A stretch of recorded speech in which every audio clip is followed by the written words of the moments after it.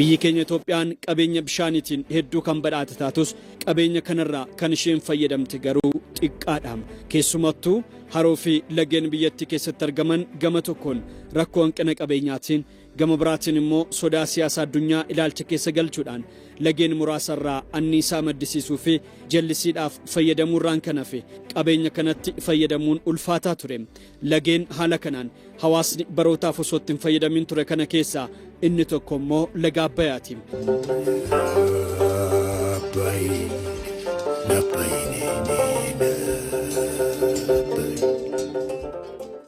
Lagni kun maddisaa Itoophiyaa ta'ee garuu immoo biyya keessaa dhalateef waa osoo hin gumaachin biyyaa walitti qabuudhaan fudhatee keellaan ala taasisa. Qonnaan bultoonni biyyattii hojii ilma isaanii kanatti aaruudhaan afoolaan sirbaa fi mammaaksaan jibba hojii isaa irratti qaban kana ni calaqqisiisu. Haalli kun waggootaaf kan turee fi Itoophiyaan waan irraa fayyadamuu qabdu kanarraa osoo hin fayyadamin akka isheen turtus taasiseera. Gaabbiin kun garuu hooggansa bara tokkootiin dhagaan bu'uuraa yoo kaa'amu gara abdiitti jijjiiramuuti eegale. Itoophiyaanotni baroota dheeraadhaaf laga kana fuuldura dhaabbachuuf humnaa fi kutannoo hin qabaanne dhagaan bu'uuraa kun yeroo kaa'amu onnee waan jalqaban ofiif milkeessuu maallaqa ofiitiin laga isaanii dhachuutiin liqinfamanii. Itoophiyaan deeggarsa kamiyyuu ijaarsa hidha kanaatiif akka hin arganne yoo danda'an immoo ijaarsi eegalame akka dhaabbatuuf diinonni Itoophiyaa dhagaan isaan hin buqqifne boolla isaan hin qotnes hin jiru ture. Adeemsi qaamoleen kunneen ordofan kun garuu lammiilee biyyattiitti onnee gootummaa fi nan danda'a kan jedhu uume. Itoophiyaanonni guutuu biyyattiitti argaman ilma tokkicha waloon argatan kana waliin milkeeffachuudhaaf waadaa galaniitti seenanii. Garaagarummaan siyaasaa, sabdaneessummaan biyyattii fi waldhabdeen bakka tokkotti mudatu kaayyoo Itoophiyaanotaa kana ni gufachiisa waan ta'eef eessaanuu ga'uu hin danda'anii bajetni biyyattiin qabdus piroojeekticha kan dhugoomsu miti jedhanii kan yaadaa turan. Diinotni biyyattii Itoophiyaa fi lammiileen ishee oolanii bulaniit abjuu warra diinotaan ol ta'uu isaanii sirriitti mirkaneessuu itti fufanii.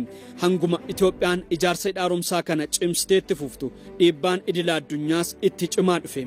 Diinotni Itoophiyaa milkaa'uunidha kana abjuutti fakkaachaa ture.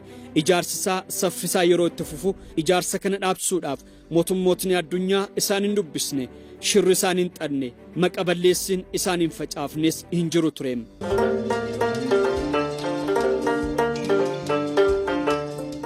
Qeerransa eegeen qaban immoo gadhiisanii akkuma jedhamu san lammiileen Itoophiyaa ijaarsa hidha kanaarratti furii wal dabarsanii kan qabu qabeenya isaa guddaarraa kan dhabes waanuma argate xiqqoorraa hunduu harka isaa diriirse. Itoophiyaanotni abdii fi cichoomina guddaadhaan gara fuula duraatti yoo imalan diinonni milkii hidha kanaan barbaanne garuu abdii kutannaa fi maqa balleessi isaaniitti fufanii.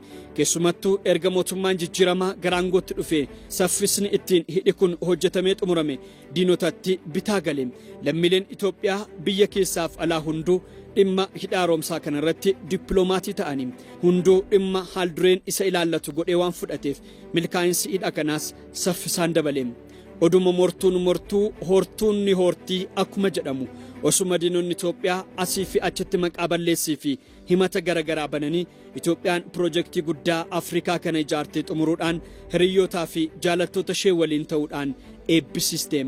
Piroojeektiin irra deddeebiidhaan ajandaa mana maree nageenya addunyaa ta'uun dhiyaachaa turee fi mootummoonni addunyaa gurguddoon akka qoosaatti ilaalaa turan eebbifamee addunyaaf yeroo labsamu waan ajaa'ibsiisaa ta'uun miidiyaan wal harkaa fuudheem. Kutannoon hooggansaa fi lammiileen Itoophiyaa addunyaatti agarsiisan diinota garaa gube maqaa fi dinagdee biyyaatiif abdii guddaa ta'e. Tokkummaan, cichoominni fi kutannoo qabaachuun milkaa'inaaf akka qaqqabsiisu hidhi haaromsaa kun ragaa guddaa ta'e. Hardhas Itoophiyaan sabdaneetti taate akka gurmu tokkotti yeroo sochootu diinni fuuldura ishee dhaabbatu tokkolleen hin jiru. Guddinaa fi badhaadhinni biyya keenyaa cichoomina lammii isheetiin fuulduratti adeemuusaa ammas itti fufa.